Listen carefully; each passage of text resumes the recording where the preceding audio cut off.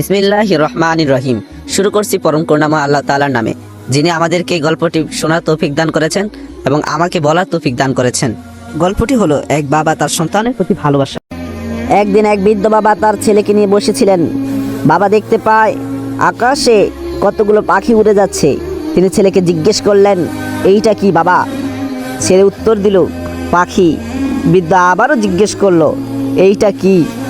ছেলে একটু বিরক্ত হয়ে বলল, বাবা এটা তো বলেছি এটা পাখি। বৃদ্ধ তৃতীয়বার একই প্রশ্ন করলেন। এবার ছেলে রেগে গিয়ে বলল, বাবা কেন বারবার একই প্রশ্ন করছেন? বললাম তো এটা পাখি। বৃদ্ধ কিছু না বলে উঠে গেলেন এবং একটি পুরনো ডায়েরি নিয়ে ফিরে এলেন। ডায়েরির পৃষ্ঠা খুলে ছেলেকে দেখিয়ে বললেন, তুমি যখন ছোট ছিলে তখন এই পাখিকে তুমি 25 বার জিজ্ঞেস করেছিলে এটা কি। আমি 25 বার হাসি মুখে বলেছিলাম পাখি। আজ আমি মাত্র 3 বার জিজ্ঞেস করলাম আর তুমি বিরক্ত হলে। এর থেকে আমরা শিক্ষা পাই, পিতামাতার প্রতি উত্তম ব্যবহার করা আমাদের জন্য ফরজ। তারা আমাদের জন্য কত ত্যাগ স্বীকার করেছেন সেটা মনে রেখে সবসময় তাদের প্রতি কৃতজ্ঞ থাকা উচিত। আল্লাহ তাআলা কোরআনে বলেছেন, তোমার রব নির্দেশ করেছেন আল্লাহ ছাড়া আর কার ইবাদত করো না এবং পিতামাতার সঙ্গে সদ্ব্যবহার করো। একবার এক কাফেলা মরুভূমি পাড়ি দিচ্ছিল। কাফেলার প্রধান ছিলেন একজন ধার্মিক ও জ্ঞানী ব্যক্তি। কাফেলা চলতে চলতে হঠাৎ একটি মজবুত জায়গায় এসে পৌঁছায়। সেখানে তারা দেখলেন মাটিতে একটি ব্যাগ পড়ে আছে। ব্যাগটি খুলে দেখা গেল এর ভিতর বহু স্বর্ণ মুদ্রা। কাফেলার সদস্যরা খুবই উদ্দাসিত হয়ে উঠল। একজন বলল, আলহামদুলিল্লাহ, এত স্বর্ণ পেয়ে আমরা তো ধনী হয়ে গেলাম। কিন্তু কাফেলার প্রধান বললেন, এই সম্পদ আমাদের নয়, এই সম্পদ হয়তো একজন অসহায় ব্যক্তির, যে তা হারিয়েছে। আল্লাহ আমাদের পরীক্ষা করছেন, আমরা কি এটি তার কাছে ফিরিয়ে দিব নাকি নিজের জন্য রেখে দিব। এই কথা শুনে সবাই শান্ত হলো। তখন প্রধান ঘোষণা দিলেন, এই ব্যাগের মালিককে আমরা খুঁজে বের করব এবং এটি তাকে ফিরিয়ে দেব। যদি না পাই তবে এটি আল্লাহর পথে ব্যয় করব। তারা সেই স্থানে অপেক্ষা করতে লাগলো। কিছুক্ষণ পর এক হতাশাগ্রস্ত ব্যক্তি তাদের কাছে এসে বলল, আপনারা কি স্বর্ণ মুদ্রার একটি ব্যাগ পেয়েছেন? এটি আমার, আমি তা হারিয়ে ফেলেছি এবং খুবই বিপদে আছি। কাফেলার প্রধান তার কথা যাচাই করে ব্যাগটি ফিরিয়ে দিলেন। ওই ব্যক্তি কেঁদে ফেলল এবং বলল, আপনারা কত ভালো মানুষ, আল্লাহ আপনাদের উত্তম প্রতিদান দিন। এই গল্প থেকে আমরা শিখতে পাই, সম্পদের প্রতি লোভ না করে আল্লাহর ভয়ে ন্যায় বিচার করতে হবে। আল্লাহ আমাদের কাজের জন্য পুরস্কৃত করবেন।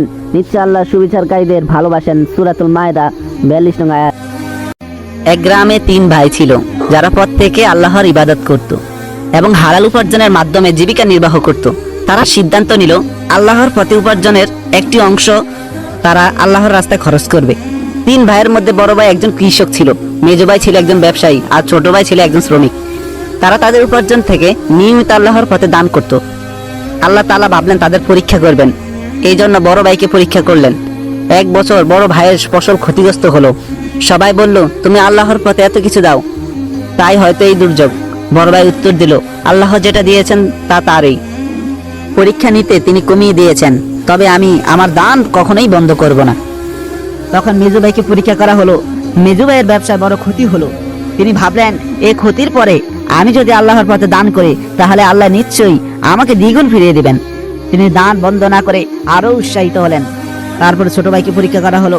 ছোট ভাই অসুস্থ হয়ে পড়ল এবং কাজ করতে পারলো না। তখন সে বলল, যদি কাজ করতে না পারি তবুও আমি নিজের ইচ্ছা শক্তি দিয়ে আল্লাহর কাছে দোয়া করব যেন আমার সুস্থতা ফিরে আসে, আর সুস্থ হলে আমি আরো বেশি দান করব।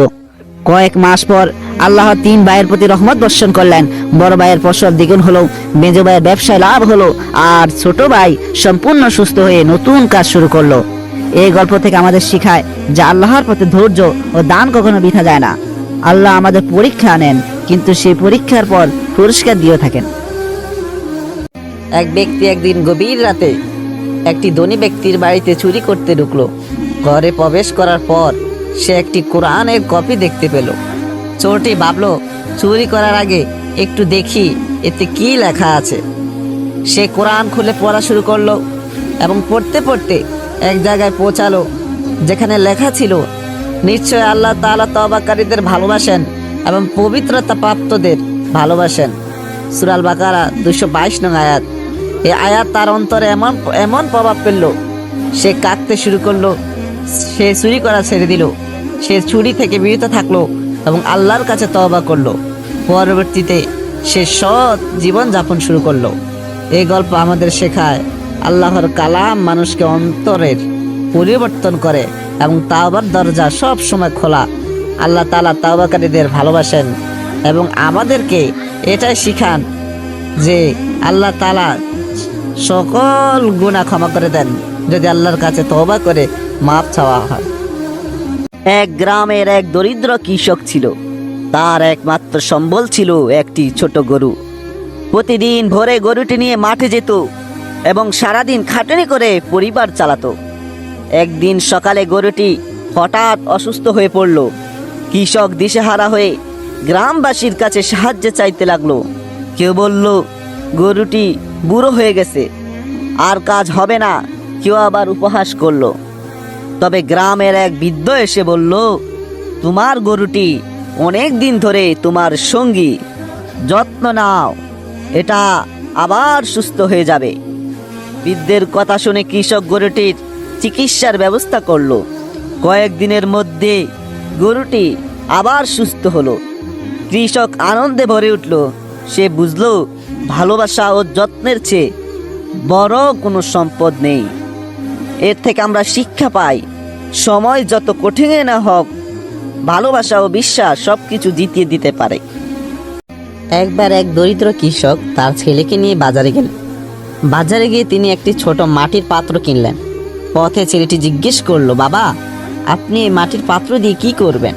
কৃষক বললেন, এটিতে আমি পানি রাখবো, কারণ এটি ঠান্ডা থাকবে এবং আমাদের সবার উপকারে আসবে। তখন ছেলেটি বলল, বাবা, মাটির এই সামান্য পাত্র কিভাবে আমাদের এত উপকার করবে?